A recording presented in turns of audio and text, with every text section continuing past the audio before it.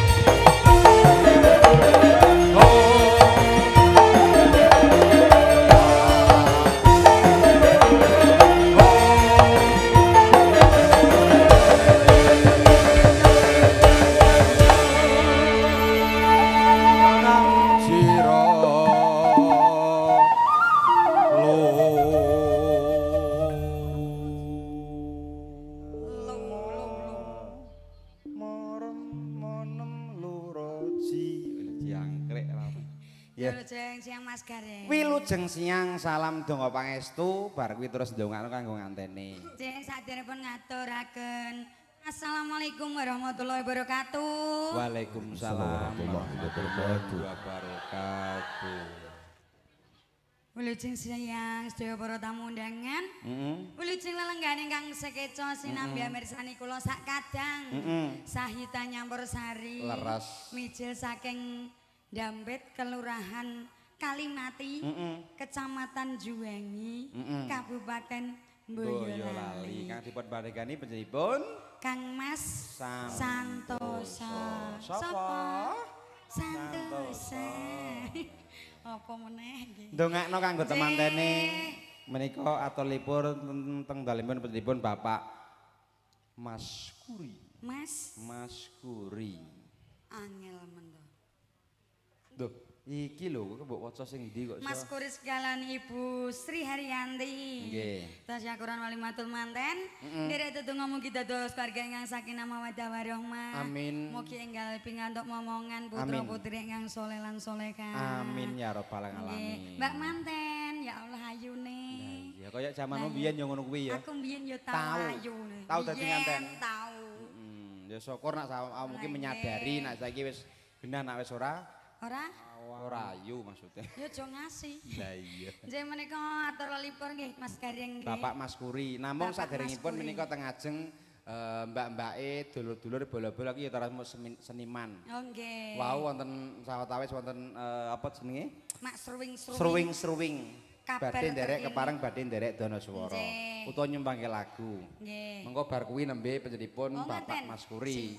Mungkin nak selak kondur rak yo hela dala rak yo salah to. Nggih. Mbake paring asma sinten, Mas? Sinten? Mbake penyanyi. Aku PT kok Erna iki kok iso. Aku yo genah kok iso. Ndah ngono.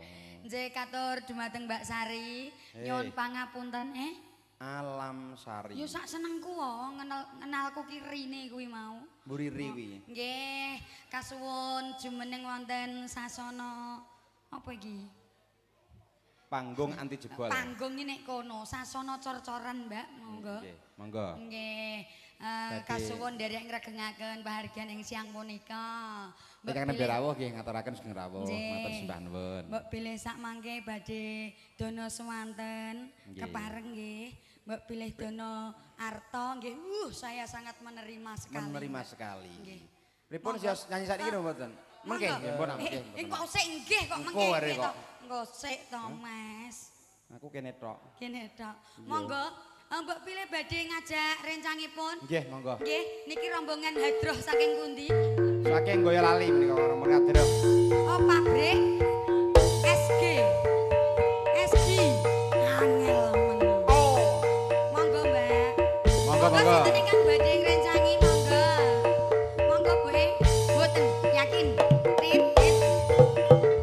Oh, iya. Sik.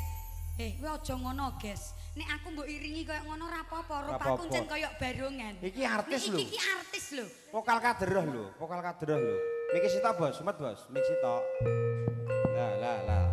Kuwi temu nganten ya tok. Ngantene wis ketemu, Mas. Bocah ketemu. Ketemu nganten, Kamu Bos. kok begitu sih? Aja. Lho. Ya wis sak seneng. Monggo, monggo, monggo. Monggo, Mbak. Ayo, Mbak. Nggih. Mboten nganu riyin, dikandak-kandakno riyin terus ngatur Oh nggih, ngaturaken wilujeng siang.